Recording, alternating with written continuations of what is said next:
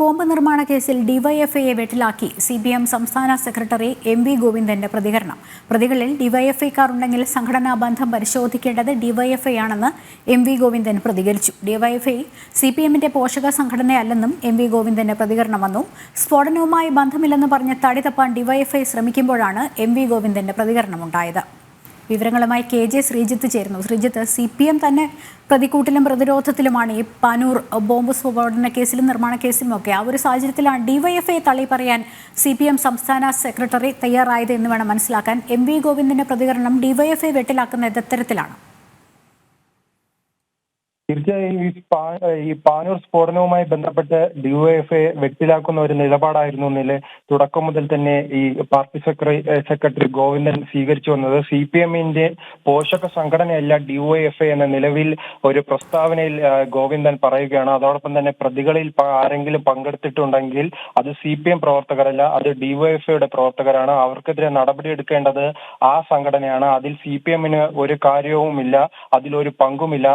തങ്ങളുടെ ഒരു പോഷക സംഘടന പോലും അല്ലാത്ത സംഘടനയിലെ പ്രവർത്തകർക്ക് നേരെ തങ്ങളെ എങ്ങനെ നടപടിയെടുക്കുമെന്ന വിചിത്രമായ ഒരു ന്യായമാണ് എന്തായാലും ഗോവിന്ദൻ മുന്നോട്ട് വയ്ക്കുന്നത്. അത് അക്കാര്യം ഡിവൈഎഫ്ഐയുടെ സംസ്ഥാന സെക്രട്ടറിയോടാണ് ചോദിക്കാനുള്ളത്, തന്നോടല്ലെന്നും അതോടൊപ്പം അതും ചൂണ്ടിക്കാട്ടുന്നു. അതോടൊപ്പം തന്നെ അറസ്റ്റിലായവരിൽ party red volunteer team captain ഉള്ളത് എങ്ങനെയാണെന്നും പരിശോധിക്കും.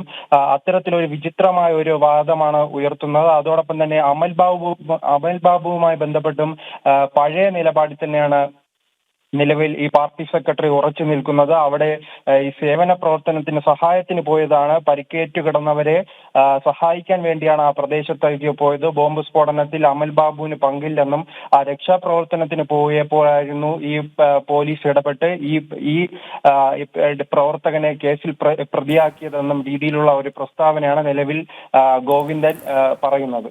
ഈ പ്രതിയിലായ ഡിവൈഎഫ്ഐ പ്രവർത്തകൻ ഇപ്പോൾ ശ്രീജിത്ത് സൂചിപ്പിച്ച പോലെയാണ് നേരത്തെയും CPM സംസ്ഥാന സെക്രട്ടറി ആ ഒരു നിലപാടിൽ തന്നെയാണ് വന്നത്. സാമൂഹ്യ പ്രവർത്തകനാണ്, അപകടമുണ്ടായ സ്ഥലത്ത് സഹായിക്കാൻ ഓടിയെത്തിയ ആളാണെന്നൊക്കെ. പക്ഷേ പ്രതികൾ ഡിവൈഎഫ്ഐക്കാരുടെ എണ്ണം കൂടുന്ന സാഹചര്യത്തിലാണോ ഈ സംഘടനാ ബന്ധം പരിശോധിക്കേണ്ടത് ഡിവൈഎഫ്ഐ തന്നെ എന്ന് MV ഗോവിന്ദൻ പറയുന്നത്?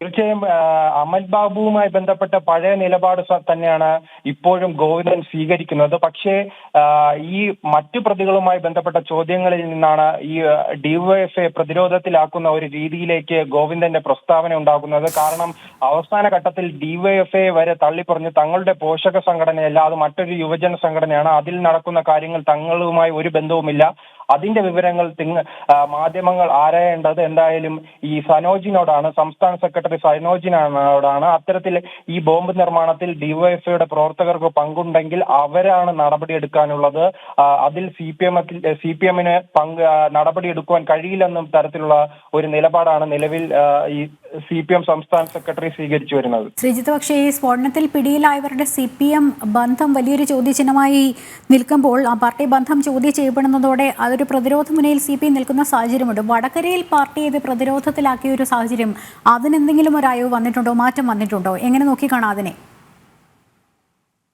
എന്തായാലും ഇതിന്റെ കഴിഞ്ഞ വെള്ളിയാഴ്ച പുലർച്ചെയാണ് ഇതുമായി ബന്ധപ്പെട്ട ഒരു സ്ഫോടനം ഉണ്ടായത്. അതിനുശേഷം പാർട്ടിക്ക് ഇതിൽ ഒരു പങ്കുമില്ല, അത് അത്തരത്തിലൊരു പ്രാദേശികമായ ഒരു സംഭവമായാണ് ആദ്യം പാർട്ടി സെക്രട്ടറിയും അതോടൊപ്പം തന്നെ മുഖ്യമന്ത്രിയുമെല്ലാം വിലയിരുത്തിയത്. അതിനുശേഷമായിരുന്നു ഊർജിതമായ കേസന്വേഷണം നടക്കുന്നു. ഡിവൈഎഫ്ഐയുടെ അതോടൊപ്പം തന്നെ പ്രദേശത്തെ സജീവ പ്രവർത്തകരും CPMന്റെ സജീവ പ്രവർത്തകരും പിടിയിലാകുന്നു. അതോടൊപ്പം തന്നെ CPMന്റെ ആ പ്രദേശത്തെ ലോക്കൽ കമ്മിറ്റി നേതാവായ നാണുവിന്റെ മകൻ ഉൾപ്പെടെയുള്ളവരാണ് വിനീഷ്, അയാൾക്കുൾപ്പെടെ ഗുരുതരമായി പരിക്കേൽക്കുന്നു. ബോംബ് നിർമ്മാണത്തിൽ ഡിവൈഎഫ്ഐയുടെ നേതാവ് തന്നെ നേരിട്ട് പങ്കെടുക്കുന്ന തരത്തിലുള്ള വലിയ വിവരങ്ങൾ പുറത്തു വന്നിരുന്നു.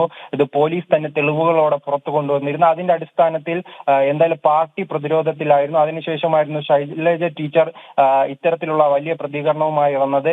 ഈ സംസ്ഥാന നേതൃത്വത്തെ തന്നെ തന്റെ തെരഞ്ഞെടുപ്പിനെ ബാധിക്കുന്ന തരത്തിലുള്ള ഒരു പ്രശ്നമായി ഇത് വളർന്നു കഴിഞ്ഞതായി നേരിട്ട് തന്നെ ഇത് അറിയിക്കുകയാണ്. അതിനുശേഷം വലിയ ജാഗ്രതയായിരുന്നു ഈ പ്രദേശങ്ങളിൽ പാർട്ടി പുലർത്തി വന്നത്. പക്ഷേ ഈ പ്രാദേശിക നേതാക്കൾ മരണശേഷം ഈ വീടുകളിൽ എത്തിയിരുന്നു. അത് പാർട്ടി വീണ്ടും പ്രതിരോധത്തിലാക്കി. ആ സമയത്ത് ബോംബ് സ്ഫോടനത്തിനിടയിൽ മരിച്ച ഷെറിന്റെ വീട്ടിലെത്തി ഇത്തരത്തിൽ സഹായങ്ങൾ വാഗ്ദാനം ചെയ്യുകയും ആ സ്ഥലത്തെത്തി മറ്റ് സഹായങ്ങളും അതോടൊപ്പം തന്നെ ഈ സംസ്കാര ചടങ്ങുകൾക്കുൾപ്പെടെ CPM പ്രവർത്തകരും CPMന്റെ പ്രാദേശിക നേതാക്കളും പങ്കെടുക്കുകയും അവർക്ക് അനുബന്ധിച്ചുള്ള സഹായങ്ങൾ ചെയ്യുകയും ചെയ്തിരുന്നു. അതെല്ലാം വലിയ വിമർശനമുണ്ടായി. അതോടൊപ്പം തന്നെ നിലവിൽ പരിക്കേറ്റവർക്കുള്ള സഹായങ്ങളും നൽകി വരുന്നത് CPM ആണെന്ന് ആ നാട്ടുകാർക്ക് തന്നെ അറിയാവുന്നതാണ്. അതിനുശേഷമായിരുന്നു ഇത്തരത്തിൽ ഈ തെരഞ്ഞെടുപ്പ് രാഷ്ട്രീയമായി BJPയും അതോടൊപ്പം തന്നെ കോൺഗ്രസെല്ലാം മാറ്റിയെടുക്കാനുള്ള ശ്രമം നടന്നിരുന്നു. ഇതെല്ലാം പാർട്ടിയെ വളരെ വലിയ പ്രതിരോധത്തിലാക്കിയിരുന്നു.